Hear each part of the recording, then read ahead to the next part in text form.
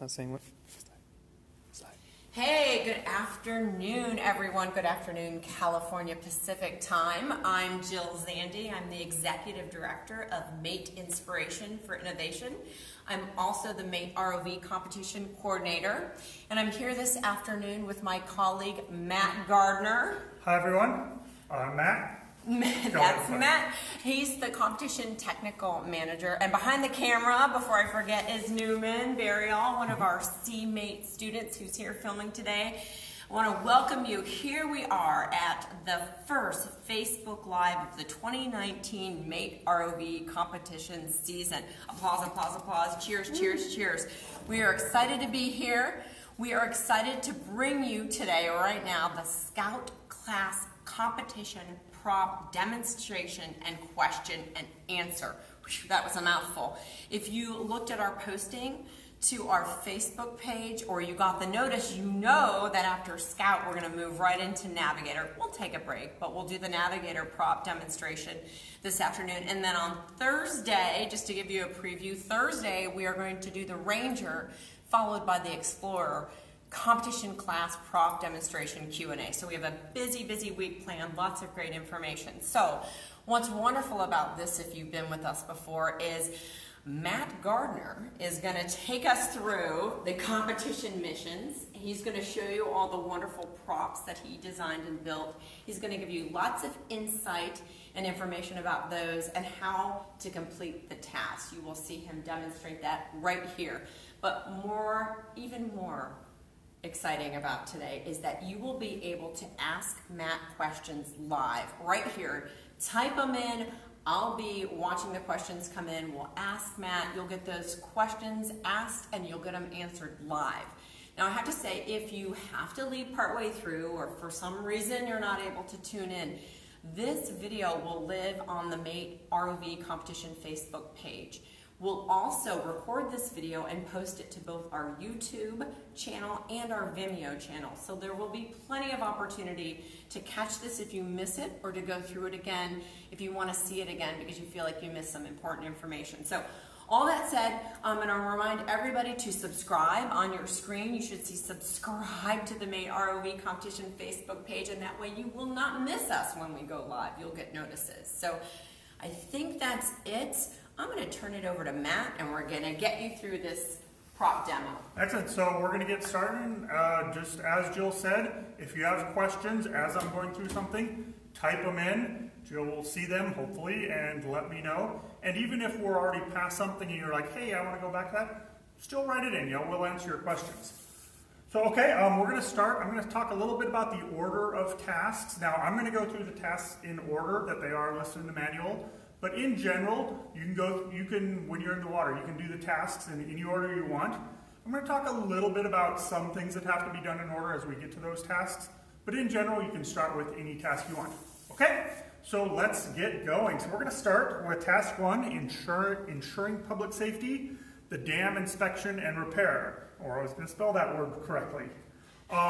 So you can, essentially the dam repair, inspection and repair, consists of two things. There is repairing the damaged trash rack and inserting grout into the void. So you can do either one first, but I'm going to start with repairing the damaged trash rack. And so what that involves, and we're going to come right on over here, you have a damaged trash rack in the water with a chunk of debris over it, and up on the surface side of the pool. So this is kind of going to be our surface side of the pool where you'll have stuff to take down. We're going to use this table as well. You're going to have a new trash rack up here. So the first task is removing the debris from the damaged trash rack. So the debris will kind of be sitting up on it like this. You can pick it up. There's kind of a nice handle built into it. And this has to come back to the surface. So this comes back, and once you have it on the surface side of the pool, you'll get your points. The next part is you have to take the damaged trash rack, and the damaged trash rack is going to have some of the mesh cut out of it. You're going to pick that up, and again, once you bring it back, have it on the surface side of the pool, you'll get points. And then there's going to be a new trash rack on the surface, which you have to carry down and put over. There's going to be a little marker or a PVC end cap. You have to put it over. So anywhere in there is good to cover that up. Now I'm going to reset this real quick and talk about something else. So let's say you have a really good machine, really strong, powerful engines, and you want to do this. So even though you have to get this up, and you kind of have to take these off before you place this one, if you want, you could maybe carry this one down, pick this up, put this down, bring this up. So that, in general, if you can do multiple things at once, that's fine. If your ROV is strong enough to carry all this up, that's great. Okay? So that's replacing the damaged trash rack. So the next part is you are going to be inserting grout into 4 voids. So there is this black, 4 black squares down here, and on the surface, you're going to have a number, 10 to be exact, black T's, and what you need to do is you need to get 1 T in each of these squares. So you can carry them down and put them in each square. And essentially, when you get 1 in a square, you get points. And once you have 1 in each square, you get all the points. So now let's say though, as you're carrying them down, you're carrying a couple down, you drop 1 here. Well, you could try and pick it up, or you have some on the surface. If you get 2 into 1 square, that still only counts as 1. So again, you could try and pick this up and move it, or go get another one. But when you get 1 in each square, like that, that's how you get full points. Okay? And so that is it for the dam inspection and repair mission. Do we have any questions yet, Jill? No, okay. no, but Leah's watching. Okay, Leah. Hey. Again, write in those questions. Just also write in, let us know things are going along that you're in. Okay. Okay. So the next part is maintaining healthy waterways. And teams can do this task in the order. Again, I'm going to go through it in the order it's listed. And just for some of this, obviously some things have to be done logically in order, but we'll go through that. So essentially, you need to bring the water sample back up before you can actually open it up and do the tests on the water inside. So we are going to start with the first thing you have to do is measure the temperature excuse me, of the water. So this year, we've tasked Scout class teams with creating a temperature sensor to bring down and measure the temperature near the water. And you're going to measure, here's our water sample, you need to be in this vicinity. Now we don't have a direct, you need to be within ½ a meter or anything like that. You need to get close. So if you're sitting there thinking, oh my gosh, I have no idea how to build a temperature sensor, I will tell you, we actually put some hints in the manual. If you read your manual, we actually tell you, hey, maybe you want to check here, and there's actually a link that you can go to and maybe see how to build it. So this is a temperature sensor. This is a probe. And this has a long cable, so you carry this down. Let me move it a little closer so I don't have to unwrap it. There we go. Turn it on. And as you come down and get it close to here, you are going to get a temperature reading. So right now, of course, we're in air, not water. But we're reading 19.8. And this is, of course, Celsius, because we are scientists, we use Celsius, not Fahrenheit. So essentially, you are going to need to show the judges your temperature reading to get points. Okay, so we have 19.8. And actually, just for later, I'm skipping ahead, but I'm going to write that down in our Scout data sheet. Okay? Super. And we have a question. Okay. Are you ready? Yes, I am. All right, Sim. Hey, Sim. Does the temperature sensor need to be powered by the competition supplied power? The mate how to build a temperature sensor document uses a separate battery-powered aquarium tank sensor. So presumably running your temperature sensor and temperature readout off a separate battery is okay? Yeah. If you have this one, actually, here, why don't you come on close? This one's running off a 9-volt battery. So yeah, you can run it off a different power source. Now obviously, we don't want to see huge batteries or huge amounts of voltage, but yeah, you can run it off a couple little batteries. Okay. The other thing I just want to mention really quick. Glass thermometers, you don't want to be carrying down a glass thermometer or a mercury thermometer. Those are not safe and wouldn't pass safety inspection. So there are plenty of other ways to do it. No carrying down glass or mercury into the pool. Okay? So the next thing is, let me turn this off and wrap it back up. so we don't damage it. So the next thing is going to be collecting the water sample.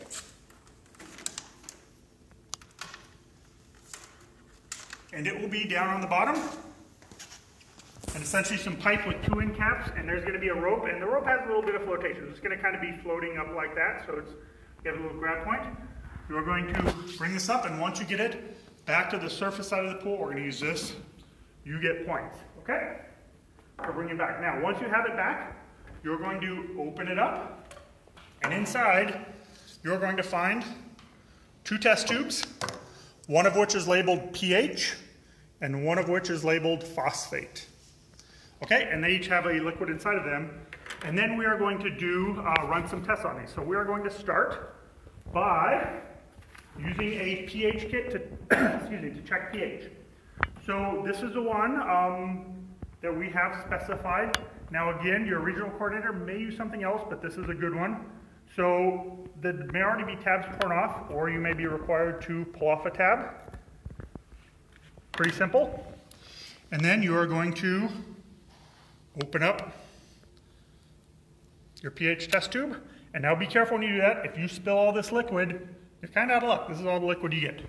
And then you are going to dip your pH strip into the liquid, pull it out. And then the nice thing, this kit has a nice little reader, so we're going to go looking like it's maybe 4, maybe 3. Let me get some of the excess water off there. I don't know, I'm thinking 4, maybe 3.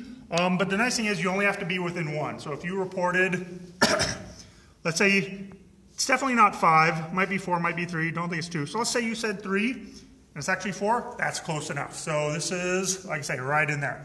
So again, not too difficult, and skipping ahead a little bit, but since we're here, we're going to write that down. So we got a pH of 3, and we'll talk about this data sheet in a bit. Okay, the next thing we're going to do is the phosphate test. So with this one with phosphate, a little more complicated, and again, if your regional coordinator has a different style of test, they will tell you what that test is. But for this one, you pull out a strip, take the cap, again, make sure you don't spill that liquid. You are bending this. So if you look on here, there's a big pad and 2 little pads here. You bend this over so the pads are facing each other. Put this in the cap, right like that. Put it in the liquid. And then 5 times you go nice and slow. 1, 2. We need a speed up function. Record video. Yeah, I can see it. Yep. Are we good? Okay, sorry, we had a little issue. Okay, and then once you've done that, the side of the bottle, which is going to be there, has a little reading on it. And so what you do is now you take this out, and you are looking down through here. And as I look down through here, there's not much phosphate in here at all. So see, Newman, see if you can go straight down through that liquid. So yeah, I'm thinking this one's a 0. So there is no phosphate in here, which is interesting. I tried something that I just had around the house. Had no idea if it had phosphate in it. Obviously it doesn't. Okay, so we're going to do for phosphate, we are at 0 parts per billion. Okay? And so those are the 2 tests you are going to do. Okay, so the next part is determining habitat diversity. I'm just going to clean up a little bit here. Clean as you go, man. Yep. And I love that you're writing down your numbers as you're getting them. Yeah. That's important. So yeah, I was going to say, that's a big hint is, because honestly, without looking at that, I already forgot what our temperature was. I remember what the pH was because I just did. But yeah, write things down as you go. Okay, so the next thing is determining the habitat diversity. So you have a rock on the bottom. The rock, of course, we're not doing a real rock. PVC with some plastic sheeting on it. You have to pick this up. So the first thing you get points for is picking this up so it's up off the bottom under control of the ROV. So if you're just pushing along, that's not points. But once you have it hooked up off the bottom under control of the ROV, you get points. Now you also get points for bringing it back to the surface side of the pool. And then once you get on the surface side of the pool, you'll notice there are bug stickers on the bottom of this. So we're going to come on over. And this is really a good time where we can use this to write down. So we're going to go through, this just got posted. So if you actually look on the competition website, we posted this a couple days ago, late last week, middle of last week. And this is a Scout benthic species handbook. So we're going to go through, there are 12 potential species it could be, 4, 4, and 4 more. And we're going to go through one at a time, and I'm going to write them down. So we're looking for species A, Cariformes, and it's got that one. So I see a bunch on here. I see 1, 2, 3, 4, 5. So in species A, I'm going to write 5. Species B, don't see any of those. Species C, I don't see any of those. Species D, oh, yep, see a couple of those. 1, 2, 3. So I wrote that down. Next page.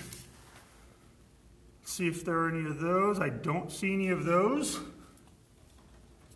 For this one, yep, I see one of those on there. So you're just essentially, you're going to go through. I don't see any of those. Going to go to the next page. Last page. See, I don't see any Microcelopius. Probably butchered the pronouncement, but that's okay. For Polypetalum, yep, I see 2 of those. So again, you're just going to be going through the handbook, looking for what you see. I see one of the next one, and one of those. Now, here's a hint for those who are watching this. To double check, to make sure, I probably count everything, I'm going to go through and I have 5, 6, 7, 8, 9, 10, 11, 12, 13. So I counted 13 species. I'm just going to double check. 1, 2, 3, 4, 5, 6, 7, 8, 9, 10, 11, 12, 13. That way I know, hey, there's 13 on here. I have 13 written down. We're good. And then, of course, the judge is going to look at this and go, yep, you've got the right bug species, and you'll get points for that. Okay? And that's cool. And you know what? What I would do, this is me. Yeah. I would totally add up how many bugs I found, and I would double check it and count the bugs on there just to make sure. She's not listening because I just said that. Did you just say that? Oh my God, sorry. Okay, sorry. Yeah, she's looking for questions. I'm looking for questions. No, I'm just reiterating what I just said and giving them the opportunity to drink water. Sorry, okay. Wait a minute, I got a question from Marie. See?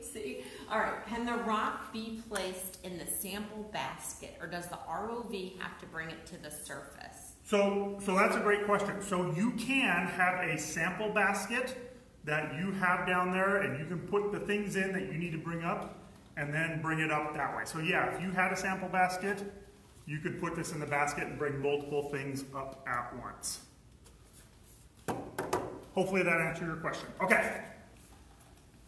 So now that we have our species, benthic species written down, we are going to, which we've already done, kind of skipped ahead, but being scientists, we always want to record your data. So if you don't write it down, you'll never remember it. So again, writing down your company number. Hey, I'm company 1. My company name is Max Company. And I have no idea what the date is. The 15th. January 15th, 2019, and the time is 1:18. So you just write that down. You don't have to be exact with that. Obviously, you'll hope you got the date right, but your time. And that's just, again, something scientists do, you know. You want to write all this down. So now, this is all complete. So we have the company number, which you should know, your company name, which you should know, all the information on here, and you can turn this in. And when you do that, you get points. Now, here's actually another thing. Let's say you measured the water temperature, but you were totally wrong. The water temperature in the pool was 24 degrees, and you recorded it as -2 degrees. We want you to write down what you got. So you wouldn't get points for getting the temperature right, but if you wrote down -2 here, you write down the number you get and put it in the data you turn in. Okay, so put down the number you get. Even if it is wrong, you won't get points for measuring it, but you will get the proper points for writing down your data. The data sheet. Yep. Okay. And one last thing, you must have this filled out before your time period is up. So if the time period's in, you can't go back and go, oh, we had this, this, this. Everything has to be done during your time period for Scout, probably 10 minutes, maybe a little more depending on your regional. Okay, so the next part is releasing trout fry. So up on your pool deck, going back to this instead of that as our pool deck, you are going to have 2 trout fry, little fishing lures. Now note, when they come, there's actually a treble hook on here, and there's actually a big sharp hook sticking out here. If you buy some of these to practice, cut those off. If you're a regional coordinator, cut those off. We don't want hooks in the water, but you're gonna have 2 fish up here, and you need to carry these down and put them in the green square over there. Now, when you're carrying these down, you can't put them directly in the gripper. We're pretending these are real fish, and if you had them in a gripper, you would squish the fish, they would die. We don't want that to happen.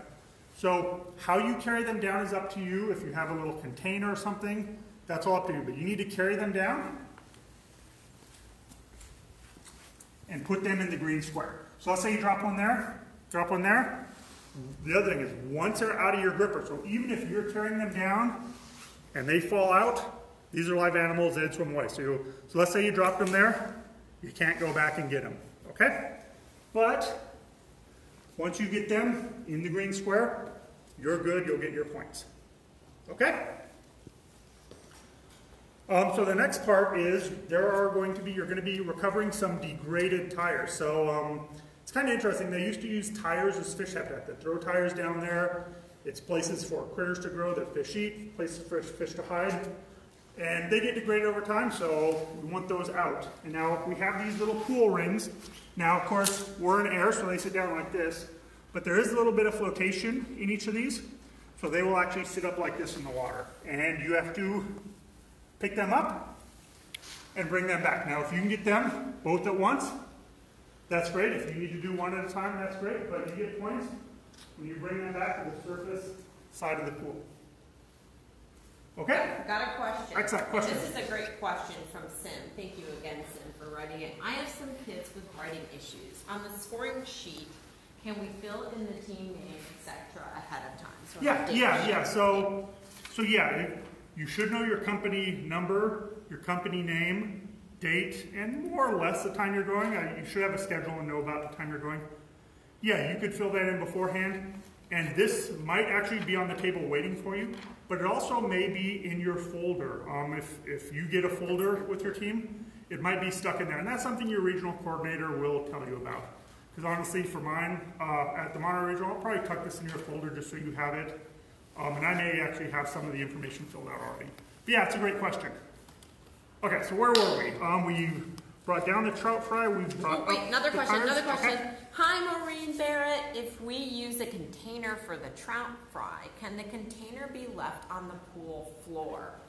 Whoa. No. So if you use a container for the trout fry, that would be debris. So you can bring it down, but that if you left it on the bottom, that would be a 5-point penalty for debris. If you bring it back up, it's fine, or if it's attached to your vehicle, when time ends, that would be fine. But no, you can't leave things on the bottom. Great Okay. question.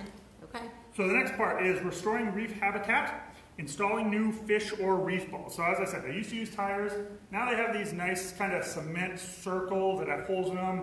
Great for fish and other critters to hide in. We're not going to have you bring down cement. So we have some O-balls. And I like to throw a little 1/2-inch elbow in the O-balls. Helps keep them from rolling, makes them a little more stable. So there's going to be 2 of these on the surface. You have to bring these down, and these have to go in the orange square. So again, you can carry them down 1 at a time, 2 at a time. You could actually carry them down with the fish if you wanted. And they go in the orange square. So once they're in there, you're good. One, of course, is out. This you could pick up and put back in. So you get points when they are in there. Okay? So I think that is it for task 2. Let me double check my notes. Yeah, that's it for task 2. Moving on to task 3, preserving history, the Cannon mission. And so like last year, we're giving you some math to do. Hopefully everyone enjoyed the math last year. I love math. So you have some math to do before you can do the Cannon. Now, a hint for this is the pilot doesn't have to be doing the math. So the pilot could be doing other things while your math person is doing the math. This task also has two different aspects. There's the cannon and bringing the cannon back up, but there's also marking the debris, whether it's metal or non-metal. You can do either one first. You can start with trying to bring the cannon up, or we can start with the debris. I'm of course going to be going in order, so we're going to start with recovering the cannon, calculating the volume of the cannon. So on the table, you are going to have some cannon dimensions, and it's going to tell you the cannon length, the outer diameter, and the bore diameter. And you need to calculate the volume of the cannon. Now, you can use a calculator, you can use a computer program. If you want to do it by hand, that's fine too. I made this nice program in Excel where I can just enter all the data. Now, of course, I'm not going to give you this program. You're going to need to figure out that yourself. So I have it so I can just put in the length. So the length is 187. The outer diameter is 28 centimeters. The bore diameter is 16 centimeters. And I get a reading of, and this is in, since I use centimeters, it's going to be big, but 77,547.008 cubic centimeters. Wow. Yep. And yeah, you kind of have to be close. We said, you know, you have to be within 50. Sorry, let me get to the right page. And so actually I did this a couple different ways, you know. So I'll give you a little hint. You're going to be using the number pi in this. And you want a couple significant digits. So I actually did it when I just used 3.14 as pi. And I was about 40 off. We'll give you 50. It was about 40 off. When I used for this one, I used 3.14159. And I came, so that one was only about 0.1 off. Actually about 0.06 off. So really close if I use that. And of course, their judge is probably going to have an answer where they use a whole value of pi, which in this case, when I used that full value of pi for this, 77,547.07, which again is, I got 0.008, this one was 0.07, so really, really close. So again, I would recommend that when you're doing this, a couple significant digits, and significant digits are numbers behind the decimal point on pi. Okay? So again, however you calculate this, you are going to give the judge a number, such as 77,547. That judge is going to compare it to the actual known volume that they calculated doing this, and then you'll get your numbers. Okay? And then... Can I ask a question? Yes. This is kind of a general question, but it's a good one. So Hatim Chance, are those tasks, are they all done in one run? So all the tasks that you're describing, are they done in one run? Yeah, so that's a good question. And yes, so generally, you have a set amount of time to do all 3 tasks. And here's another hint for those who are watching this. Ooh. Generally, you're probably not going to have enough time to do everything. Now, every so often we get surprised and a team really rocks and gets everything done. But you're probably not going to be able to get everything done. So think about where you can get things done the fastest, how many points, and another thing. You know, if you have a 10-minute run, don't spend 8 minutes doing the math, which I think is worth 5, maybe 10 points, and leave all those other points out there. So you know, think about where you can get stuff done.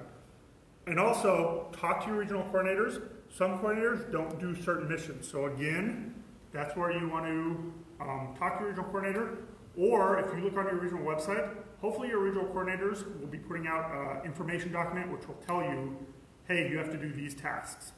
And if they haven't, it's a good opportunity to email them and ask them to please put that there. A couple more questions, Matt. Okay. So Sim, this is kind of a follow-on question. He asked, can you jump back and forth between the tasks? Yeah. So you could start, you know, again, here's another hint.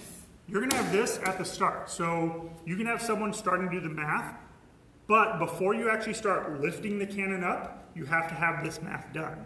So a hint is, someone does the math, start on task 1 or start on task 2, you know, start bringing down your salmon and your reef balls while someone's doing the math. And once they get that math done, then you can go do the cannon, okay?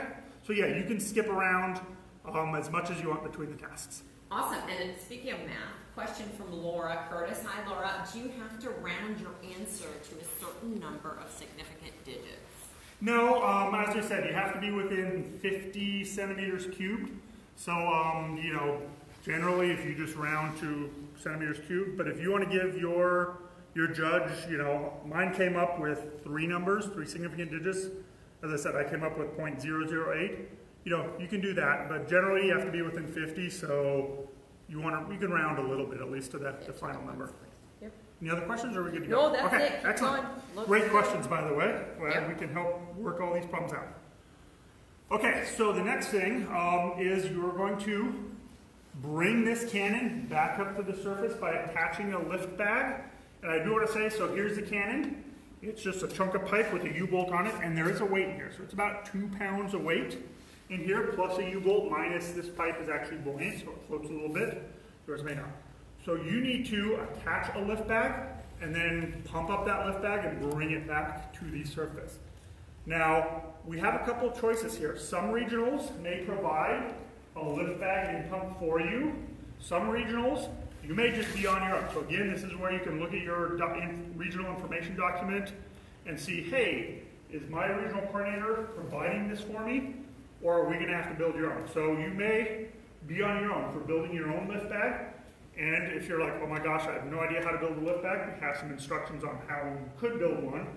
But you don't have to follow us. You can build a lift bag any way you want. And you have a pump. We just have a little bicycle pump. So you're going to have this, bring this lift bag down. And this actually floats. So this black pipe is ABS, a little bit buoyant. The end cap's PVC, which isn't, but this should float. So if you hook this on like this, it should float a little bit. It won't be enough to pull it up. But it'll float there. And again, if you build your own, you can do this any way you want.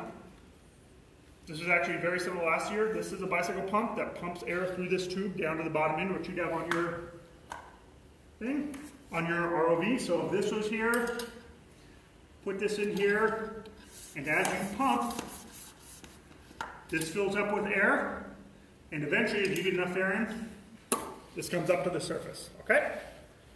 And I believe, yeah, so when you get this, when this breaks the surface with the cannon attached, you get points for attaching a lift bag and inflating the lift bag. And then you have to get this back to the side of the pool. Now, let's say you're still attached. You cannot pull on this. It's actually your ROV has to push, pull, or whatever to get this back to the side of the pool. And then once you have it on the side of the pool, get it out onto the surface side of the pool, you get your additional points. Okay? So again, your regional may provide these for you. You may be building your own. Okay. Awesome. We're doing great. No Yep. questions. Okay. Wait a minute. Yes. A team. Do you have a demo and plan for the Explorer competition? Yes, we do. Yes, on we do. Thursday at 3:30 Pacific time. A team. So join us again and we'll go through Explorer. Okay. So the next and final part, although again, this doesn't have to be the last thing you do, is you're going to have 4 objects down here in 4 squares, and you are going to have to determine which one of these is metal and which one of them is plastic.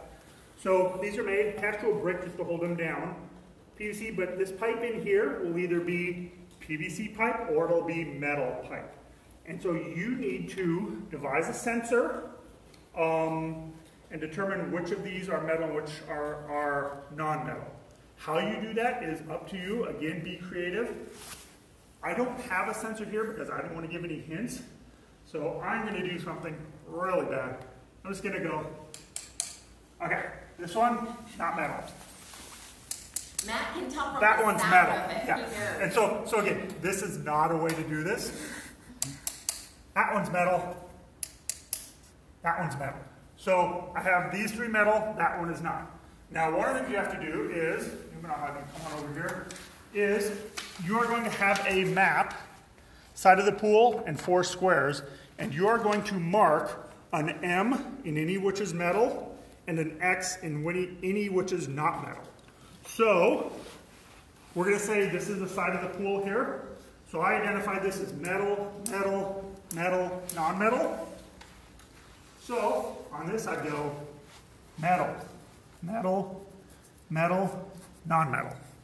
Okay? And then the judge would grade me on that. Actually, no, I got one of these wrong. Okay? But you have to turn this in or you have to mark, and this is how you get points. So you could do this one at a time. So let's say you come along and you're like, oh, this one is metal. Again, don't wait, write it down. Hey, that one's metal. This one's metal. Write it down as you do it. That's probably the best way to do it. Another question. Yep.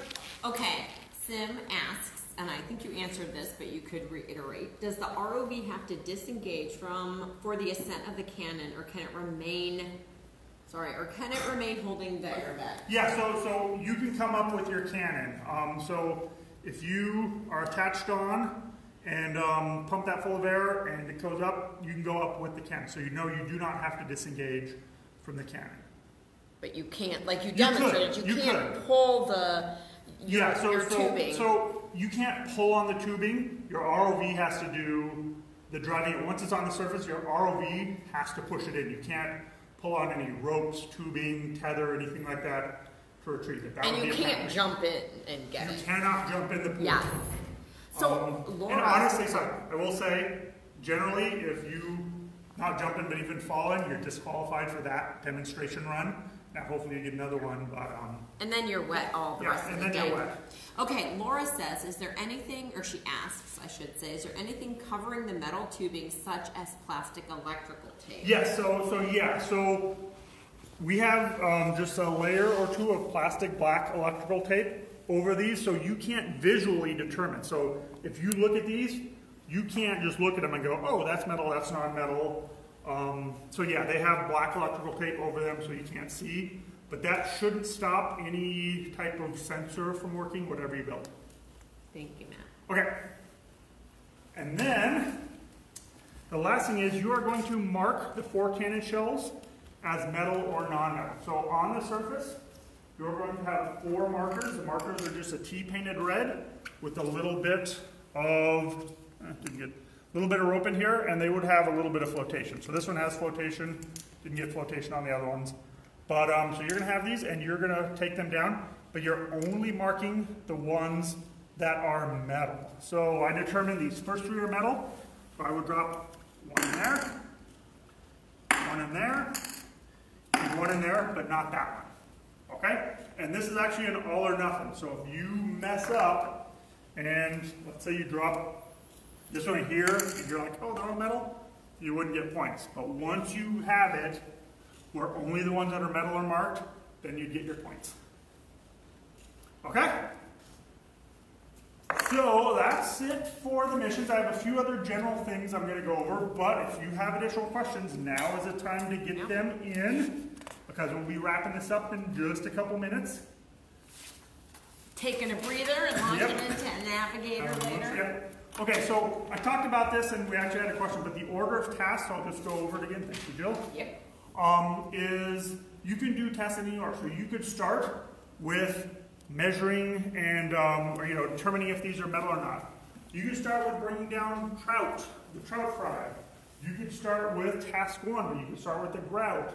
You can start with the temperature sensor. Whatever you want to start with is up to you. The only thing is, before you can bring that cannon up and bring it back to the surface, you need to do the math. Now, you can skip the math, but the minute you start attaching that lift bag to the cannon, you're done with the math. You cannot get points for math unless you've already got the points for the math. So, again, a little hint, you may want someone to start doing the math while the pilot's doing other things with the ROV. And once they get the math done, you can then start bringing that cannon up. I kind of already mentioned this, but you can bring up multiple things up or down at a time. If your ROV is strong enough to do it, that's great. Dropping items into the pool. Sometimes, you say, oh, I don't want to carry it down, I want to drop it in. Now, you couldn't throw them out, but you are allowed to drop things down from the surface side of the pool. So let's say my ROV is better at getting these off the bottom and moving them. You could drop them right here. You couldn't toss them out. I couldn't go and try and get them to drop in the squares. But if you want, you can drop something right down and collect it at the bottom of the pool right underneath you. The exception is the trout fry, the baby trout, which it says in the manual you have to carry those down. Okay, let's see. For size, if you're doing for scout class, you need to do size. That's tied into each mission run. So you'll do size and weight for each mission run. And essentially everything but your controller gets sized. And when you're going to flies, prepare your vehicle for this. If you come up and your vehicle is all chaotic, your tether's strung out, it's just going to take time, which you may or may not have. So when you're coming into your sizing, have everything wrapped up, contained nicely, so you put it down on the table. Your judge will put a ring over it and go, yep, you're done, and then you'll be good to go. And easy points too, easy right? Points. I mean, you get something, right? Yeah, easy 10 points. If you have a vehicle that's under 48 centimeters, it's an easy 10 points. Some rules, no major changes from last year, but some main ones. You need the Anderson power poles is how you're connecting up to power. You must have a fuse, so every ROV needs to have a fuse, and that fuse needs to be within 30 centimeters of those Anderson power poles. And lastly, your motors either need to be shrouded or completely inside the frame. So I don't have an ROV here, but if you have motors that aren't shrouded, which are pointing way out, that's not going to pass safety. So your motors either need to be shrouded, protected, or inside the frame. And essentially, so if you bump up against something, it's not going to damage anything. That's what that's for. The last thing is create a SID, a system integration document. You need that to pass safety checks, so create that and bring it with you on competition day. That's very important. Okay, so that is about it. Last 10 seconds for questions. I'm not seeing any. Okay, so hey, for me anyway, good luck everybody. Have fun out there. Yeah, okay, so I'm looking. Hey, thank you for joining us. Reminder, behind the camera is Newman, our CMate student, right? If you, yeah, he's waving, he's happy. If you have ever ordered a kit from us, it's likely that Newman had his hands on it, packaged it, helped put it together and get it out to you. And that's also a reminder that if you need kits or materials for us, for your ROV, for your competition and preparation, get your orders in, okay? We want to make sure we get everything out to you with plenty of time to prepare for this year's competition. Another reminder, subscribe. You should see it underneath our video screen. Subscribe to our live feed. You'll get notices. You'll never miss us going live. And then we are, I'm just looking, thank you. Oh, wait, we do have a question. Okay. Sorry, before I completely wrap up. Sim asks, so an internal to the frame motor does not need shrouding at 1.5 centimeter? Right, so for Scout class and Navigator class, now this is different if you're a Ranger or Explorer, but for Scout or Navigator class, if your motors, if your propellers are completely inside the frame, you don't need the shrouding. So if any of you have looked at Ranger or Explorer, we make them shroud all their motors to what's called IP, oh my gosh, I forgot the numbers, but essentially it's about a 1/2 inch or 12.5 millimeters. Anything bigger than that, like fingers, can't get to the motor.